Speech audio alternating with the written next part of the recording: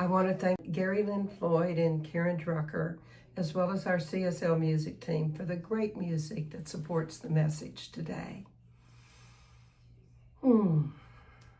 This is the month of March, and our theme is choosing to live, with our message today, the Garden of Thought.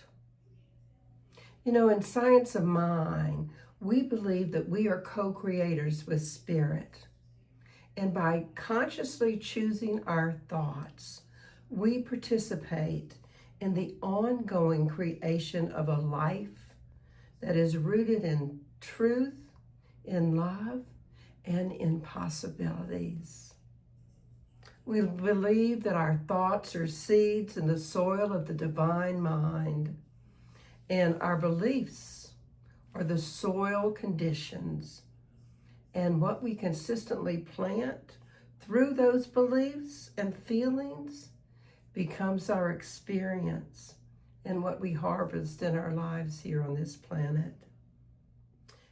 And if, as I do, you're in alignment with this philosophy, it would seem that seeing our thoughts as a garden, we'd want to nourish the healthy thoughts and eliminate those weeds or unhealthy thoughts.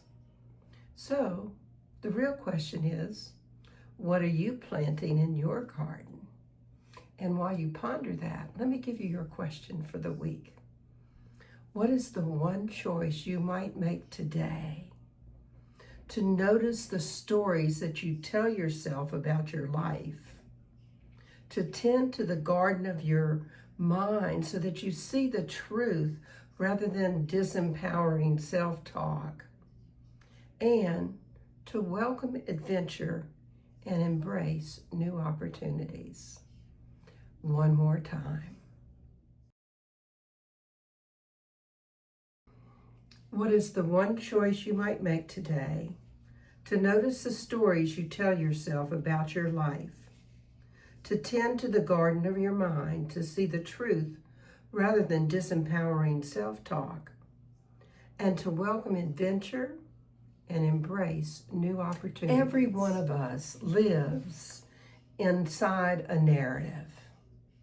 I'm not good enough. Nothing ever works out for me. I'm too old. I'm too young. I'm always messing things up. I don't have the skills to do that. These are not facts. These are just stories that we tell ourselves. In A Course in Miracles, we read, I am never upset for the reason I think. What if your story isn't true?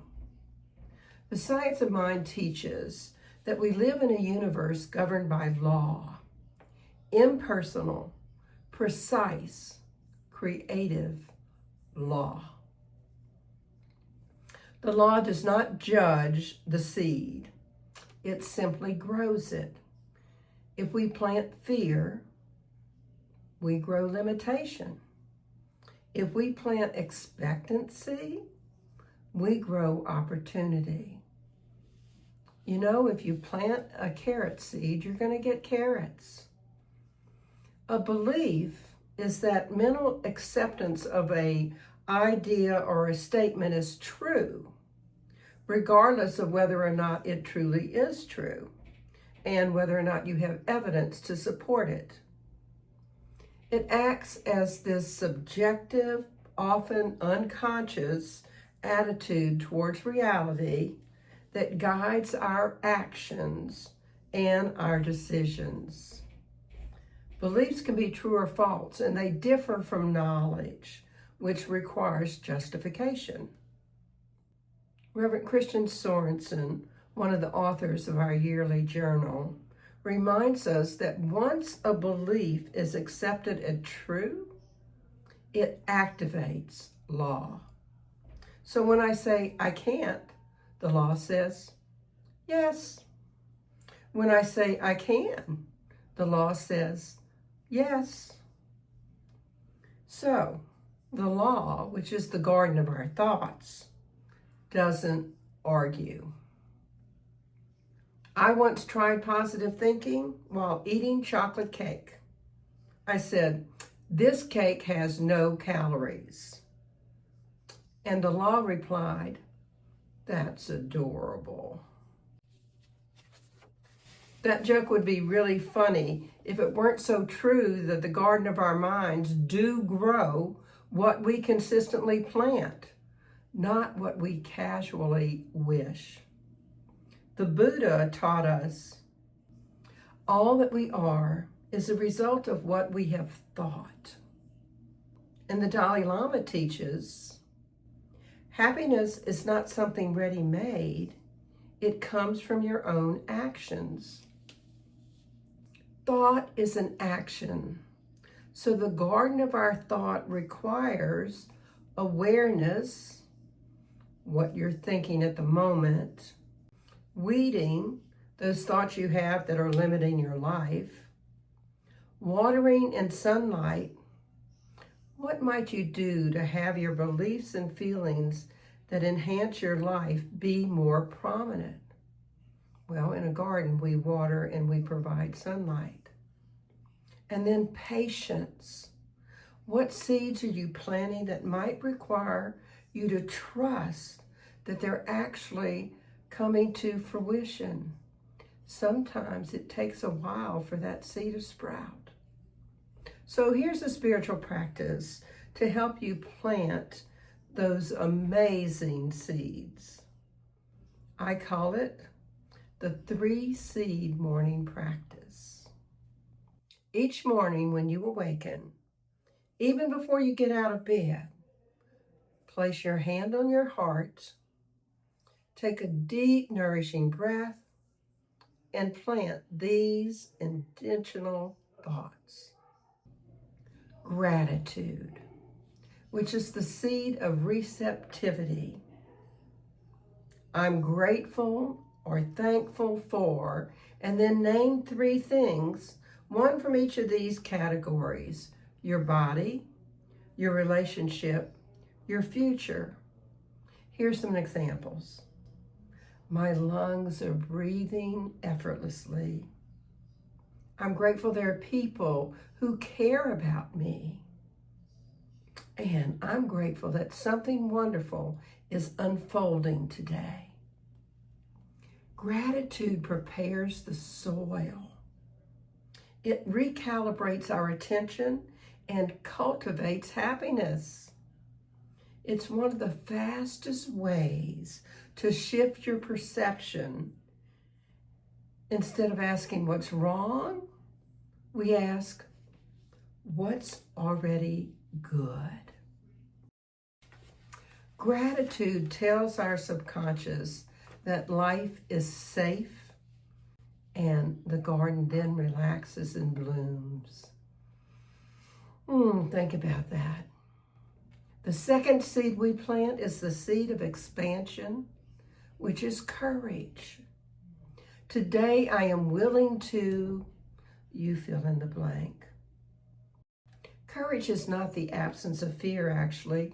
It's the willingness to grow, to make a conscious intention, to take a risk, to expand who we are, to no longer default to yesterday's comfort zone. With courage, we ask, where might I stretch today? Or, what small act would be brave and align me with my highest self? Plant courage, and the universe responds and magnetizes opportunity, watering that possibility in your life. And the third seed is the seed of adventure, which is curiosity. Choose one curiosity statement for the day. Here's a few. I wonder how life will surprise me today. I wonder what unexpected good would appear today. I wonder what I'll learn today. I wonder how my day could turn out better than I imagine. Curiosity is spiritual flexibility that keeps us from becoming rigid about our life stories. It dissolves defensiveness. It interrupts self-criticism, and it opens doors. With curiosity, rather than knowing how something will go, we loosen the grip of our old narratives. And when we're curious about good, we begin to notice it showing up in all kinds of ways in our lives. And then finish this 3-seed planting process with this affirmation. How is it I so easily plant these seeds in the law of good, and I trust their growth? I love this practice because it reminds us to be deliberate about what seeds we're planting in our garden. So often, we plant the unconscious seeds of comparison or anxiety, self-doubt, grievance. This process reminds us to move from those reactive seeds to the creation seeds of gratitude and courage and curiosity, or whatever other seeds you might be making a part of your 3-seed practice. The nice thing is, each morning we start with a fresh field. A new day is ahead of us to allow our seeds to grow. And here's another spiritual practice to help us with awareness and weeding. I call it the daily thought weeding. At the end of each day, ask yourself these questions. What thoughts produce peace? What thoughts produce tension?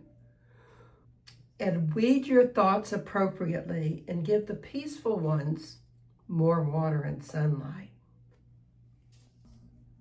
There was a man who had been incarcerated for many years, and the prison walls and yard were concrete and gray. Most men just walked in circles, staring at the ground. But this one inmate asked permission to plant a small garden in a neglected patch of dirt near a wall. The soil was poor, the tools were dull, the sun was inconsistent, but he tended that small patch every day. Other inmates mocked him. "What's the point? We're stuck here." He replied, "My body may be confined, my mind is not." Months passed and green shoots emerged, and then blossoms. The garden became a place of quiet reflection. Even the guards softened around it. And years later, when this prisoner was released, someone asked him how he survived. And this was his response: "I decided I would grow something beautiful no matter where I was planted."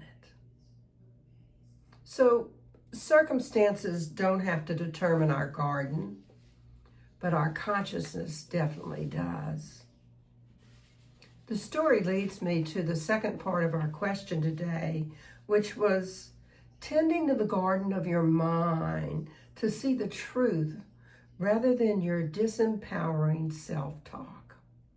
The prisoner, like Viktor Frankl, who was imprisoned in World War II, knew it was his body that was imprisoned, not his mind. And therefore, he could make a choice to create a garden that gave him a sense of freedom to see beauty where none had existed before. That's a lesson that each of us could take. I know I'm often a prisoner of my own negative thoughts, pulled down from joy because of something going on in my life or some circumstances that seem to be holding me captive. I've had a few of those this week. And I can be a prisoner of my own negative self-talk about needing to be better, something not being good enough, My voice is too loud. My body's not the right form. The truth is, the universe is always for me. I am never, ever a victim. Like the prisoner, I have choices to create something beautiful. And I can choose to be empowered rather than a victim of my circumstances or of what other people say about me. I love that book entitled, What Other People Think of Me Is None of My Business. Unfortunately, my self-talk often makes it my business. How about your self-talk? What does it tell you? Does it sound like this? Comparison, criticism, catastrophizing, replaying the past. Science of mind teaches that we have dominion over our thoughts. And Holmes tells us we can change our conditions by changing our thoughts. My dean, Catherine Economou, often emphasized authentic awareness, not by suppressing thought, rather by transforming it.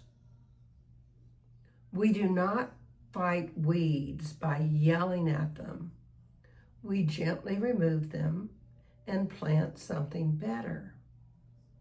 In the book of Proverbs 23:7, the Bible reminds us of this. As a man thinketh in his heart, so is he.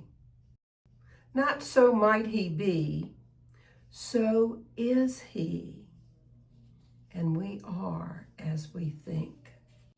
So choose to see beyond the illusion of life circumstances or other people's judgment. And definitely let go of all that self-talk that is other than you're loving and lovable. In A Course in Miracles, we read, nothing real can be threatened. Nothing unreal exists. The weeds of fear are not ultimate reality. They are misperceptions. The truth is, we are always whole, creative, supported. Science of mind teaches that spirit is for us, not against us. The law is neutral. Love is constant. Possibility is infinite. We just have to remember that truth. Holmes taught that treatment is planting seeds in universal law. So here's another spiritual practice to help you remember the truth and to get rid of any of that negative self-talk. I call it affirmative planting. You speak this into the law. I am guided. Life supports me. New opportunities unfold naturally. I am guided. Life supports me. New opportunities unfold naturally. And remember, your self-talk is spiritual agriculture. So plant your seeds wisely. So one of the seeds we might want to plant is that seed of adventure, embracing new opportunities. Sometimes the problem isn't weeds. Sometimes the problem is we keep planting the same flowers. Your soil remains fertile by rotating what you plant. You've heard me quote these words of Lao Tzu. When I let go of what I am, I become what I might be. Adventure begins when we let go of all of those comfortable things and become what we might be by having an adventure, planting unfamiliar seeds, stepping out of our comfort zone and taking risk. having the courage to lead us to be more of who we came here to be. Jonathan Parker teaches that expectation magnetizes experience. In other words, if you expect stagnation, you're going to see it everywhere. And if you expect opportunity, you'll begin to notice all those doors opening. Parker writes this: "It is your time to delve the depths of spiritual realizations, to have your own enlightenment and ascension shifts in consciousness." Well, I know I want more enlightenment and ascension shifts in my consciousness. And that definitely means getting out of my comfort zone sometimes and expecting opportunity to knock on my door. The Science of Mind affirms this: the universe is an infinite field of possibility responding to consciousness. Hey, there's an infinite field of possibility out there responding to my thoughts. That's something to think about. Did you ever pray for patience and then notice you're constantly being stuck in traffic? I think that's the universe's way of saying, oh good, a practice opportunity for patience. The universe responds to our thoughts. We plant the seeds in our minds, and the universe grows them. My advice: watch what you plant, because it's going to grow. Conscious living can be an adventure. The Buddha taught mindfulness. The Dalai Lama teaches compassion. Lao Tzu teaches us to surrender. And our philosophy teaches conscious use of law. All point to one truth: the garden responds. And when we consciously garden our thought, we notice a shift from reaction to creation. Have you ever noticed that those two words, reaction and creation, have the same letters, but with creation, you see first? It's also a shift from victim to visionary. It can be a shift from routine to revelation. So here's a spiritual practice that might help you have the courage to plant seeds of opportunity. I'm going to invite you to mentally do it with me right now, although later you can write down your answers because writing is very important. I call it adventure inventory. Take time to write these things down. For now, we're just going to think about them. One thing I've always wanted to try. One belief that says I can't. Then write your plan to try the thing you wanted to try and to choose a new thought about that negative belief.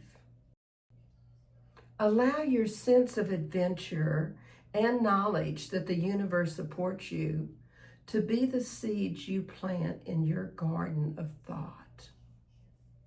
And before I end, let me challenge you to use this one final spiritual practice, because in writing things down, our brain remembers them differently and for a longer period of time. This is a spiritual practice called a garden journal. Each day, take time to complete these sentences in your garden journal. What I appreciate is, where I will grow and be adventurous is, what I am open to discovering is. Over time, you will begin to see pattern shifts, and your expectancy of good will most definitely expand.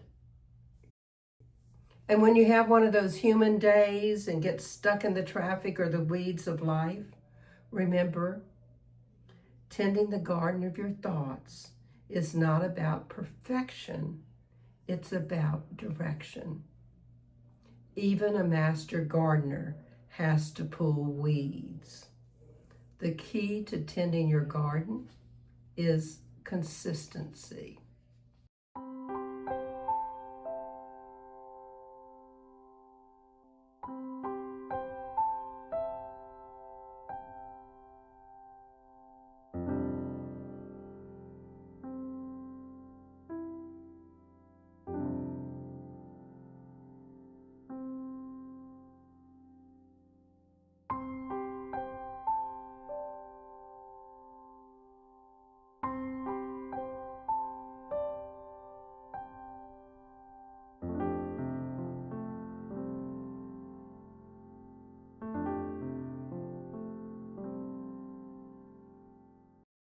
So in summary, how might you truly tend your garden of thought?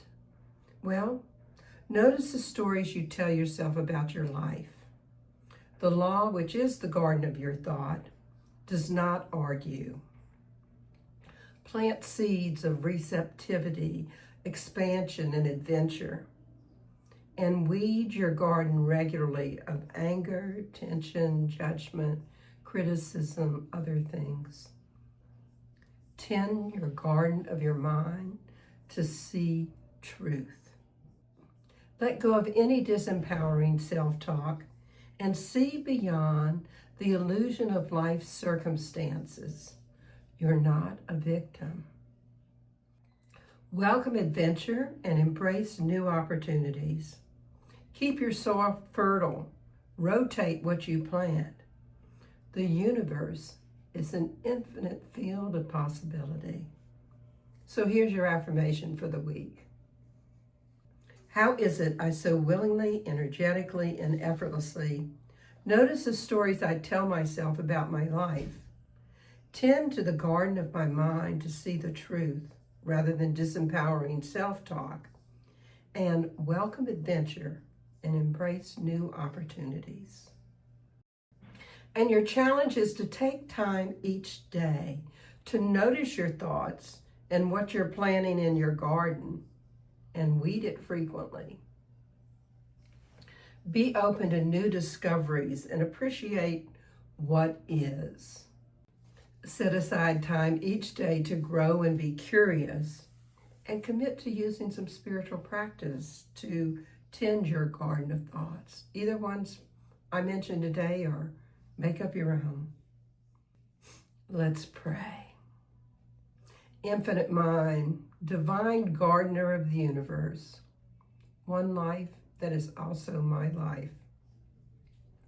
I know my thoughts matter and create my world. I know my consciousness shapes my experience, and I accept my role as gardener and tender of my inner field. I release any weeds of doubt. I forgive myself for past weed planting, and I welcome new growth. I embrace adventure and trust new beginnings. I allow beauty to rise from unexpected soil, and I rest in the assurance that life is for me, that love sustains me, and that every seed of truth bears fruit. And as I know that to be the truth for myself and embrace unity, I know that to be the truth of everyone that's hearing my words. I know that each person here has heard something today in this time we've spent together that encourages them to become the master gardener of their thoughts, planting seeds of receptivity and expansion and adventure, and pulling any weeds so that what they reap is a bountiful harvest of gratitude, courage, and curiosity. I see each of us being the embodiment of divine love, the love which guides our steps with wisdom, fills our days with gentleness and vision, and we're each rooted in peace and lifted by love. We choose today to live in alignment with the truth of our own being, knowing that all that we are and all that we might become is love. So may the tapestry of our lives continue to unfold in beauty and purpose and love, and may we remember to always see truth revealed. I'm so grateful for each person who showed up and spent some time with us today. Grateful we can go forth with joy and courage and open hearts and embrace the practices that support us knowing and expressing joy and enjoying who we are as we tend that garden of our thoughts. So it's from gratitude and joy, bliss, and blessings that I release my word into that divine yes, into the law, knowing that it's already done, so I can say amen, and we can affirm it together. And so it is. And I want to thank everyone that continues to support this community. We're still paying for our computer, and I love that we can be online and move into people's homes and into their hearts with this fabulous philosophy of love. Thank you, and enjoy our offertory song.